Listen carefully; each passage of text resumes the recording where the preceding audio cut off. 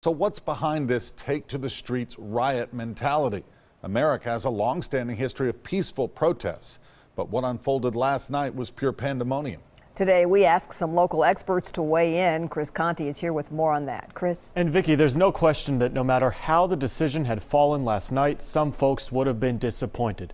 But why then did we see things spiral so quickly into chaos? Less than 24 hours after peaceful protests in Ferguson turned to this. We went searching today for some perspective. Why make the announcement 8 or 9 o'clock at night, 8 o'clock Central Time?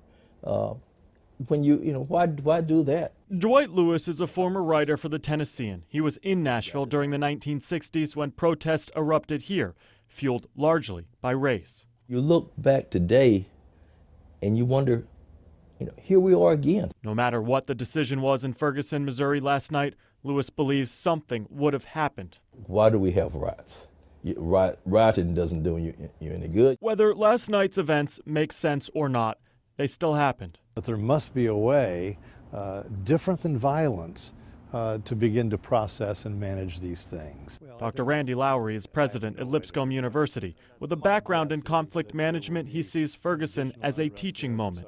The reality is not all the people on the streets there have spent a lifetime thinking about this as a civil rights moment. At the end of the day, looting, rioting, setting fires does little, he says, to promote peace, but in the minds of protesters serves a purpose. I would guess that some would argue it calls attention, and certainly national attention has been called in this moment. If it is in fact attention they want, Ferguson now has the eyes of the nation watching. Something is dreadfully wrong, but we can communicate that without shooting each other.